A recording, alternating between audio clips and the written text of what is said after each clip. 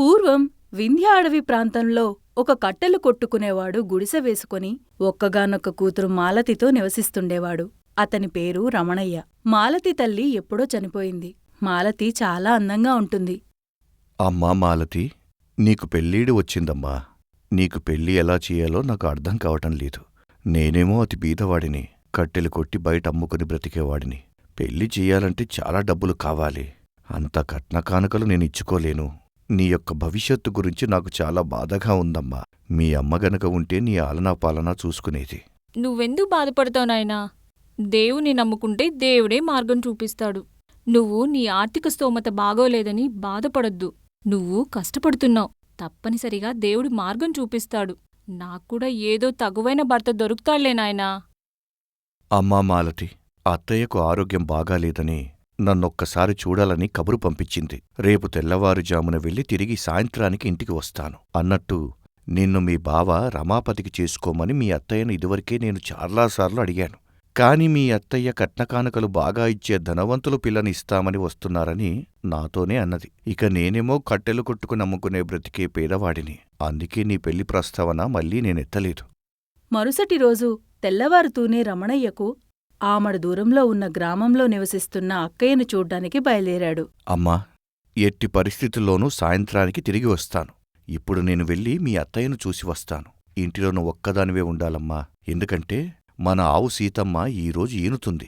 దాన్ని జాగ్రత్తగా కనిపెట్టుకుని ఉండాలి తల్లి. నేను తొందరగానే వస్తాను. సరేనన్నా, మన సీతమ్మను జాగ్రత్తగా చూసుకుంటాను. చిన్న దూడను చూడాలని నా మనసు ఆరాటపడుతుంది. గుడిసెలో జాగ్రత్త తల్లి. తలుపు వేసుకుని గొల్లెం పెట్టుకో. అపరిచిత వ్యక్తుల్ని లోపలికి రానివ్వద్దు అంటూ తగిన జాగ్రత్తలు చెప్పి రమణయ్య ఆమడ దూరంలో ఉన్న అక్కయ్య ఉన్న గ్రామానికి బయలుదేరి వెళ్లాడు. మాలతి అత్తయ్య అక్కడ తన కొడుకు రమాపతితో ఉంటోంది. మాలతి గుడిసె బయట ఆ మేఘాల వంక చూస్తూ ఒక పాట పాడడం ఆరంభించింది. మాలతి మెడలో అడవి మల్లెపూలు గుబాళిస్తున్నాయి. అంతలో ఒక అపరిచిత యువకుడు ఇలా అన్నాడు. నీ గానం అత్యద్భుతం, అపురూపం. నీ కంఠస్వరం వింటే కోయిలు సిగ్గుపడుతుంది. మాలతి ఆ యువకుణ్ణి చూసి ఆశ్చర్యపోయింది. గుడిసె చుట్టూ ఉన్న కంచెకు అవతలవైపు ఆ యువకుడు నవ్వుతూ నిలబడ్డాడు. ఎంత బాగా పాడుతున్నావు! నీ గానాన్ని వింటే దేవతలు దిగివస్తారేమో. నీ సంగీతాన్ని విని నన్ను నేనే మర్చిపోయాను. నీ గాత్రమాధుర్యం అద్భుతం. నీ సంగీతాన్ని విని నేరుగా ఇక్కడికి వచ్చాను. నా పేరు సారంగపాణి. నేను లోపలికి రావచ్చా? మీరు సంగీతాన్ని అభిమానిస్తారా? మీరు సంగీత ప్రియులా? సంగీతం నాకు చాలా బాగా వచ్చు. అందులోనూ నేను కూడా పాడతాను. మా ఇంట్లో కూడా అందరూ సంగీతాన్ని ఆస్వాదిస్తారు. నేను మీ అమోఘమైన గానాన్ని వినడం నిజంగా నా అదృష్టంగా భావిస్తున్నాను. లోపలికి రండి. బయట వర్షం పడేటట్లుంది. తడిచిపోతారు, జాగ్రత్త. అంతలో దట్టమైన మేఘాలు కమ్ముకొని చల్లని గాలితో పాటు ఉరుములు మెరుపులతో వర్షం ప్రారంభమైంది. సారంగపాణి, అబ్బా! ఎంతందంగా ఉంది మీ ఇల్లు! ముచ్చటైన కుటీరంలా ఉంది. ఈ అడవిలో మీరు ఒంటరిగా ఉన్నారు. మీకు భయం వేయదా? ఇక్కడే పుట్టి పెరిగిందాన్ని. నాకెందుకు భయం? నాతో పాటు మా నాన్నగూడా ఉంటాడు. ఆయన పనిమీద బయటికెళ్లారు. నువ్వు గంధర్వకన్యలాగా ఎంతో అందంగా ఉన్నావు. నీలాంటి అందమైన యువతులు ఇక్కడ అడవిలో ఒంటరిగా ఉండరాదు. నువ్వు ఊ అంటే నేను మా ఇంటికి నిన్ను పిలుచుకుపోతాను, సరేనా? మాలతి జవాబు చెప్పలేదు. తన పనుల్లో నిమగ్నమైంది. ఇంతకీ నీ పేరు చెప్పలేదు? నా పేరు మాలతి. నాన్నగారు సాయంకాలం లోపలొచ్చేస్తారు. ఆయనేదో పనిమీద పక్క గ్రామానికి వెళ్లారు. అంతలో ఇంకొక అపరిచిత యువకుడు గుడిసె ముందు ఉన్నటువంటి కంచెకు ఎదురుగా నిలబడి ఇలా పిలిచాడు. ఎవరున్నారు లోపల? నేను లోపలికి రావచ్చా? వర్షానికి తడిచిపోతున్నాను. ఈ వర్షంలో నాకు ఎక్కడా ఆశ్రయం దొరకడం లేదు. మీరు లోపలికి రానిస్తే నేను కాసేపుండి వర్షం తగ్గినాక వెళ్తాను. మాలతి పరుగున గుడిసె బయటకు వచ్చి, అయ్యో, లోపలికి రండి. తడిసిపోతున్నారు. బయటుండడం భావ్యం కాదు. ఇది మా ఇల్లే. లోపలికి వచ్చిన ఆ యువకుణ్ణి చూసింది మాలతి. అతణ్ణి చూస్తే నవమన్మధుడిలా ఉన్నాడు. అతను అద్భుతమైనటువంటి తేజస్సు, వర్చస్సుతో చాలా అందంగా ఉన్నాడు. అతణ్ణి చూసి మాలతి నిజంగా ఆశ్చర్యపోయింది. ఇంత అందంగా, ఇంత నాజూకుగా ఉంటారా మగవాళ్ళు అని అనుకుంది మనసులో. ముద్దమందారంలా ఉన్న మాలతిని చూసి ఆ యువకుడు ఆశ్చర్యపోయాడు. నా పేరు సుందరేశుడు. ఆమడ దూరంలో ఉన్న గ్రామంలో ఉంటాను. స్నేహితుడి పెళ్లికి వెళుతూ ఈ వర్షంలో ఇక్కడ చిక్కుకొనిపోయాను. ఈరోజు నిజంగా సుదినం. మీలాంటి అందమైన యువతితో పరిచయం అయింది. ఇంతకు ఈ యువకుడు ఎవరు? అని అన్నాడు సుందరేశుడు సారంగపాణిని చూస్తూ. మీలాగే అడవిలో తిరుగుతూ వర్షంలో చిక్కుకున్న మరో యువకుడు, పేరు సారంగపాణి. అని సారంగపాణిని పరిచయం చేసింది మాలతి. అదృష్టవంతురాలి మాలతి. నువ్వు ఈ అడవిలో ఉన్నా కూడా ఇంత స్వచ్ఛమైన మల్లెపువ్వులా మెరిసిపోతున్నావు. మొదటి చూపులోనే చూపర్లను ఇట్టే ఆకర్షిస్తున్నావు. నీ అందానికి ప్రకృతే దాసోహం అయిపోతుందేమో అనిపిస్తుంది. అవును, ఇంతకీ గుడిసెలో ఒక్కదానివే ఎలా ఉంటావు? నీకు భయం వేయదా? మాలతి సుందరేశుడు తన అందాన్ని వర్ణిస్తూ ఉంటే సిగ్గుపడిపోయింది. సిగ్గుతో ఆమె బుగ్గలు ఎర్రగా మారాయి. మా నాన్నగారు నేను ఉంటామిక్కడ. మా నాన్నగారు అడవిలో కట్టెలు కొట్టి బయట గ్రామాల్లో అమ్ముతూ ఉంటాడు. ఆయనీతో బయట పనిమీద వెళ్లాడు. సాయంత్రానికొచ్చేస్తాడు. అంతలో మరో యువకుడు పరుగులాంటి నడకతో గుడిసెలోపలికి వచ్చాడు. మీ అనుమతి లేకుండా లోపలికి వచ్చినందుకు మన్నించండి. నా పేరు భీమశంకరుడు. వ్యాపారం పనిమీద పట్నం వెళ్తూ ఈ వర్షంలో నిలువెల్లా తడిచిపోయాను. అదృష్టవశాత్తు మీ గుడిసె కనపడింది. లేదంటే ఏ చెట్టు కిందనో తొర్ర కిందనో ఈ రాత్రి గడపాల్సి వచ్చేదేమో. వర్షం తగ్గేదాకా ఎక్కడికి పోయేట్టు లేదు. భీమశంకరుడు ఆజానుబాహుడు. శరీరఛాయ నల్లగా ఉన్నా ముఖం కాంతివంతంగా ఉంది. మెడలో బంగారు హారాలు, 5 వేళకి 5 ఉంగరాలతో ధనవంతుడిలా ఉన్నాడు. బహుశా బంగారం వ్యాపారం చేస్తున్నాడో ఏమో అనుకుంది మాలతి. మీలాగే ఈ ఇద్దరు యువకులు వర్షంలో చిక్కుకొని మా గుడిసెలోనే సేద తీరుతున్నారు. ఆ తరువాత సారంగపాణిని, సుందరేశుణ్ణి పరిచయం చేసింది భీమశంకరుడికి. వారు ముగ్గురు ఒకరి గురించి ఒకరు తెలుసుకుంటూ మాట్లాడుతున్నారు. కొద్దిసేపటికి వర్షం తగ్గుముఖం పట్టింది. అంతలో సారంగపాణి బయల్దేరాడు. కంచెవరకు సాగనంపడానికి వచ్చిన మాలతిని చూసి ఇలా అన్నాడు. మాలతి, నీ ఆతిథ్యం నేను ఈ జన్మలో మర్చిపోను. నీ సుందర గానామృతాన్ని విని కలకాలం నీతోనే ఉండిపోవాలనిపిస్తుంది. నీ అద్భుత గానం ఇంకా నా చెవుల్లో మారుమ్రోగుతూనే ఉన్నది. నువ్వు నాకు నచ్చావు. మా ఇంట్లో అందరూ సంగీత ప్రియులే కాబట్టి నిన్ను మా వాళ్ళు కోడలుగా స్వీకరించడానికి ఒప్పుకుంటారు. రేపే మా తల్లిదండ్రులనిక్కడికి పంపిస్తాను. వారు మీ నాన్నతో మాట్లాడతారు. చేసుకుంటే నిన్ను తప్ప ఇంకెవ్వర్నీ వివాహం చేసుకోను అని మాలతికి ఎవ్వరికీ వినపడకుండా మెల్లగా చెప్పాడు సారంగపాణి. మాలతి అతని మాటలు విని ఆశ్చర్యపోయింది. అంతలో సుందరేశుడు కూడా బయలుదేరాడు. మాలతి అతణ్ణి కూడా కంచెవరకు వచ్చి సాగనంపింది. ఏ జన్మలో చేసుకున్న పుణ్యఫలమో ఈరోజు మీ ఇంటిలో ఆతిథ్యం స్వీకరించడం అదృష్టంగా భావిస్తున్నాను. నేను చాలా అందంగా ఉంటానని చాలామంది యువతులు నా వెంటపడి వివాహం చేసుకోవాలని ప్రయత్నించారు. నాకు ఎందుకో ఏ యువతి నచ్చలేదు. సుందరమైన నీ శరీరం, నీ ముఖంలో ఉన్న ఆ వచ్చస్సు మంచు విరిసిన సిరిపువ్వులా ఉన్నావు. నీ నీలికురులు చూపర్లను కట్టిపడేస్తాయి. ఇక్కడ ఈ అడవిలో నీలాంటి అప్సరస ఉండడం మంచిది కాదు. అడవిగాచిన వెన్నెల్లా నీ యవ్వనం వృధా కాకూడదు. నీ అందానికి దాసోహుడైనాను. రేపు మా అన్నా వదినలను ఇక్కడికి పంపిస్తాను. వారు మీ నాన్నతో మాట్లాడి ఈ సంబంధాన్ని ఖాయం చేసుకుంటారు. నువ్వే నాకు తగిన భార్యవు అని సుందరేశుడు మెల్లగా మాలతితో అన్నాడు. సుందరేశుడి మాటలకు మాలతి దిగ్భ్రాంతురాలైంది. ఇక 3వ యువకుడు భీమశంకరుడు బయల్దేరాడు. మాలతి, ఆ ఇద్దరు యువకులు వెళ్ళిపోయారు కాబట్టి నా మనసులో ఉన్న కోరికను బయటపెడుతున్నాను. నేను పెద్ద ధనవంతుణ్ణి. మా నాన్నగారికి 4-5 వ్యాపారాలు ఉన్నాయి. మాకు లక్షల ఆస్తి ఉన్నది. నిన్ను చూసిన వేళా విశేషమేమోగాని నీ పట్ల ఆకర్షితుడైపోయాను. నువ్వు అనాగ్రత పుష్పంలా ఈ అడవిలో ఉంటే నిన్ను ఎవ్వరూ వివాహమాడరు. నువ్వు మా ఇంటి కోడలైతే నీకు లెక్కలేనన్ని బంగారు ఆభరణాలు, 7 వారాల నగలు నీ సొంతం అవుతాయి. 2 రోజుల్లో మా మేనత్తా మేనమామలను పంపిస్తాను. వారు మీ నాన్నతో మాట్లాడి ఈ సంబంధాన్ని ఖాయం చేసుకుంటారు. మన ఇద్దరము హాయిగా చిలకా గోరింకల్లా కాపురం చేసుకుందాము అని చెప్పి మాలతి దగ్గర సెలవు తీసుకుని వడివడిగా వెళ్ళిపోయాడు. ఈ అనూహ్యమైన సంఘటనలకు మాలతి దిగ్భ్రాంతితో ఆలోచిస్తూ ఉండిపోయింది. మాలతి తండ్రి రమణయ్య ఉదయం 10 గంటలకల్లా అక్కయ్య ఇల్లు చేరుకున్నాడు. కొడుకు రమాపతి మావయ్యను చూస్తూనే సాదరంగా ఆహ్వానించాడు. రండి మామయ్య గారు, రండి. మీకోసమే వేచి ఉన్నాను. అమ్మకు ఆరోగ్యం అస్సలు బాగోలేదు. చాలా నీరసంగా ఉంది. ఏమైంది అక్కయ్యా? ఆరోగ్యం కుదుటపడుతుందిలే, బాధపడకు. వచ్చావా తమ్ముడు?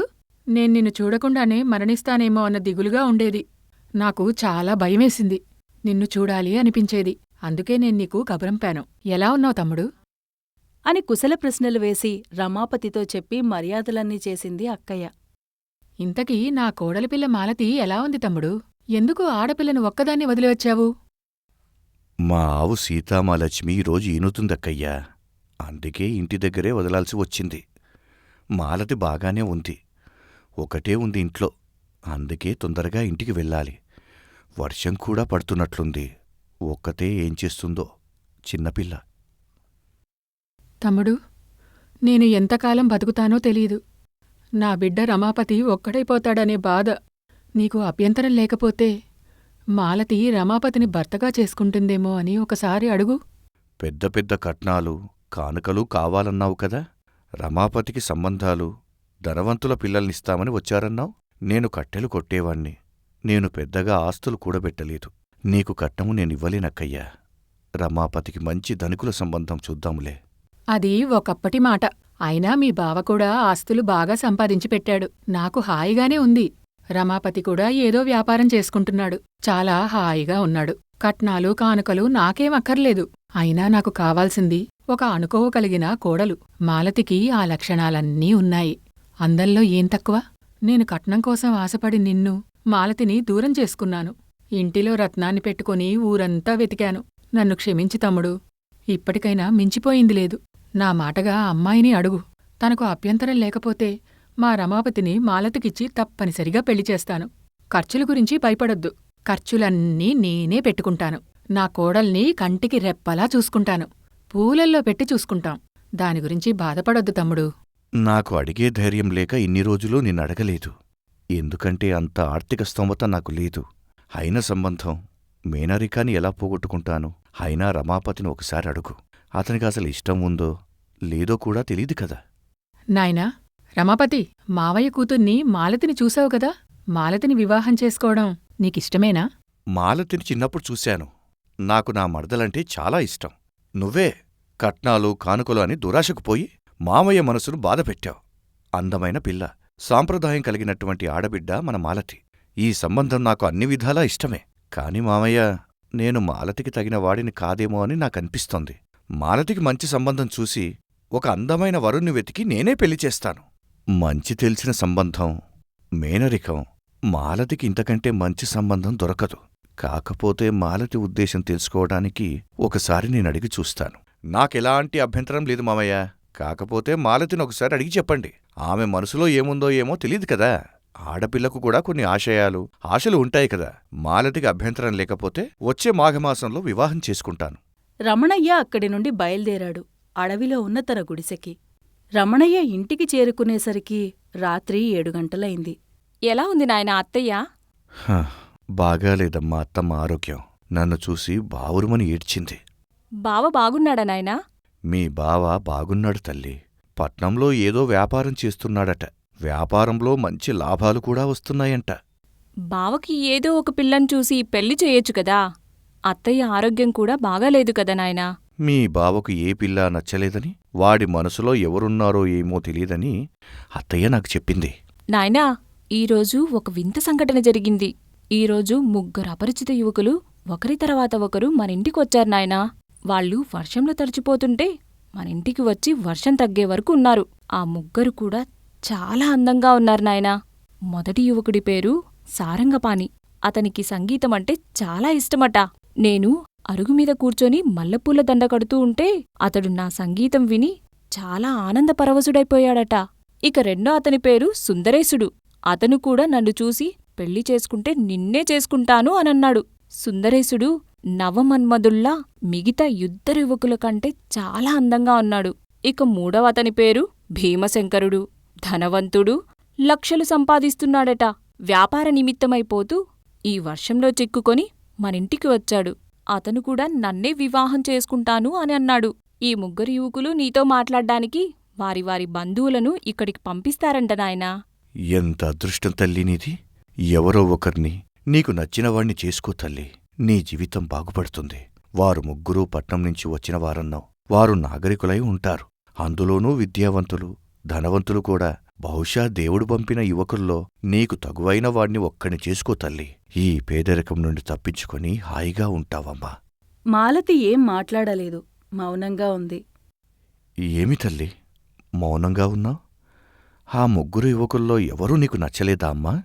ఇంతకీ అత్తయ్య ఏమంది? బావేమన్నాడు? మీ అత్తయ్య ఆరోగ్యం బాగున్నప్పుడు పెద్ద పొరపాటే చేసింది. తన కొడుక్కి పెద్ద పెద్ద కట్నాలతో ధనవంతులు పిల్లనిస్తామని వస్తున్నారని నాతో అంటూ ఉండేది. మనం అలాంటి కట్నాలు ఇవ్వలేము. కనుక నిన్ను కోడలుగా చేసుకోమని అడిగే ధైర్యం నాకు లేకపోయింది. ఇప్పుడు తానే ఈ విషయం కలిపింది. మాలతిని రమాపతికి జంటగా చూడాలని. నీకు తన కొడుకు తాలి కట్టడం చూశాక ఏ దిగులు లేకుండా కళ్ళు మూస్తాననింది. కాని రమాపతి అభిప్రాయం ఏమిటో ముందే తెలుసుకో అని అన్నాను నేను. అయితే బావకు నేనంటే ఇష్టమేనా? బావ నన్ను పెళ్లి చేసుకుంటాడా? రమాపతి నాతో ఏం చెప్పాడంటే, మాలతికి ఎన్నో ఆశలుంటాయి. తనకు రావాల్సిన భర్త ఎలా ఉండాలో ఆమె నిర్ణయించుకోవాలి. మాలతి యొక్క అభిప్రాయం తెలుసుకుంటే మాలతి అన్ని విధాలా సరే అంటేనే నేను మాలతిని పెళ్లి చేసుకోవటానికి అభ్యంతరం లేదు. మాలతి అందమైన పిల్ల, సౌశీల్యవతి. నేను మాలతికి తగిన వరుణ్ణి కానేమో అని నాకనిపిస్తోంది మామయ్య. ఆమె అందాన్ని చూసి పెద్ద పెద్ద ధనవంతులు ముందుకు వస్తారు. నేను మాలతికి అన్యాయం చేయలేను.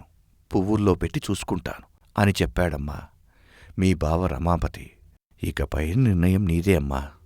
నాయనా, నాకెందుకో నా మనసు రమాపతి బావమీదే ఉంది. చేసుకుంటే రమాపతి బావనే చేసుకుంటాన్నాయనా. రమణయ్య మాలతి మాటలు విని ఆశ్చర్యపోయాడు. నీకు పిచ్చి పట్టిందా? అంతటి గొప్ప ధనవంతులైన చదువుకున్న యువకులు వారంతట వారే వచ్చి నిన్ను చేసుకుంటానంటే నువ్వు ఎందుకిలా మాట్లాడుతున్నావమ్మా? ఆ ముగ్గురిలో ఎవరో ఒకరిని చేసుకో. నీ జీవితం చాలా బాగుపడుతుంది. అత్తయ్యకు నేను ఏదో ఒకటి చెబుతానులే. ఎలాగో ఇన్ని రోజులు మన సంబంధం వద్దంది కదా. మీ మామయ్య కూడా నీకు మంచి వరుడు దొరికితే చూసి పెళ్లి చేస్తాను అన్నాడు. మాలతి వేరే వరుణ్ణి చేసుకుంటే కూడా తనకు అభ్యంతరం లేదని అన్నాడు మీ బావ. ఇక నిర్ణయం నీదే. బావ నాకు చిన్నప్పటినుంచి తెలుసు. రమాపతి వ్యక్తిత్వం నాకు నచ్చుతుంది. పెద్ద అందగాడు కాకపోయినా బావ నెమ్మదస్తుడు. చెడు అలవాట్లు లేవు. నా అభిప్రాయానికి విలువనిచ్చాడు. నేను రమాపతి బావను చేసుకుంటేనే బాగుపడతాను. ఆ అపరిచిత వ్యక్తులు ఎలాంటివారో తెలియదు. వాళ్ళు నా అభిప్రాయానికి విలువ కూడా ఇవ్వలేదు. ఆ ముగ్గురు నా మనసులో ఏముందో కూడా అడక్కుండా వారి ఏకపక్ష నిర్ణయం తీసుకున్నారు. అది నాకు నచ్చలేదు. మనం కడుపేదవారం. ఆస్తి అంతస్తులో వారికి తూగలేము. వివాహమైన తర్వాత వారు నన్ను సరిగ్గా చూసుకుంటారనే నమ్మకమేంటి? ఈ గుడిసే నా ఆస్తిపాస్తులు. కట్టెలు కొట్టేవాడి కూతుర్ని వాళ్ళెందుకు చేసుకుంటారు నాయనా? కొన్ని రోజుల తర్వాత వాళ్లు నన్ను అంత ప్రేమగా చూసుకుంటారా? వారికంటే నేను రమాపతి బావని చేసుకోవడమే మేలనిపిస్తుంది. నువ్వు చిన్నదానివి, ఎక్కువగా ఆలోచించలేవు. నిజంగా ఆ ముగ్గురూ నిన్ను ప్రేమించారనిపిస్తుంది. మంచి యువకుణ్ణి నిర్ణయించుకుని పెళ్లి చేసుకో. నీకు చాలా ఉన్నతమైనటువంటి భవిష్యత్తు ఉంటుంది. అంతగా ఆస్తిపాస్తులు, చదువు సంధ్యలేని రమాపతిని జీవిత భాగస్వామిగా ఎన్నుకోవడం లాంటి క్లిష్టమైన సమస్యను అతి సామాన్య విషయంగా భావిస్తున్నావు. నీకు పట్టనున్న అదృష్టాన్ని చేజేతులా జారవిడ్చుకుంటున్నావు తల్లి. ఆ ముగ్గురు యువకుల విషయంలో నాయనా, క్లిష్టమైన సమస్య, అతి సామాన్యమైన సమస్య అనేది ఆయా వ్యక్తుల మానసిక స్థాయి, గత అనుభవాల నుంచి గడిచిన వివేకం మీద ఆధారపడి ఉంటుంది. రమాపతి బావ నా ఇష్టాయిష్టాలకు, నా అభిప్రాయాలకు విలువనిచ్చాడు. నేను ఏ వరుణ్ణైనా చేసుకుంటే తానే ముందుండి వివాహం జరిపిస్తానన్నాడు. అంతటి విశాల హృదయం బావకుంది. అందువల్ల ఈ అదృష్టాన్ని జారవిడుచుకునే ప్రశ్నే లేదు. నేను రమాపతి బావని చేసుకుంటేనే నా జీవితం సుభిక్షంగా, భద్రంగా ఉంటుంది. రమాపతి బావ నిర్ణీతాభిప్రాయం, గొప్ప వ్యక్తిత్వం కలిగినవాడు. అతన్ని చిన్నప్పటినుంచి చూస్తున్నాను. రమాపతి బావని పెళ్లి చేసుకోవడమే నాకు ఉత్తమమైన మార్గం. నాకు బావనిచ్చి పెళ్లి చేయండి నాయనా అని అన్నది మాలతి. ఒక శుభముహూర్తంలో మాలతి రమాపతి కళ్యాణం వైభవంగా జరిగింది. అందరూ నవదంపతులను ఆశీర్వదించారు.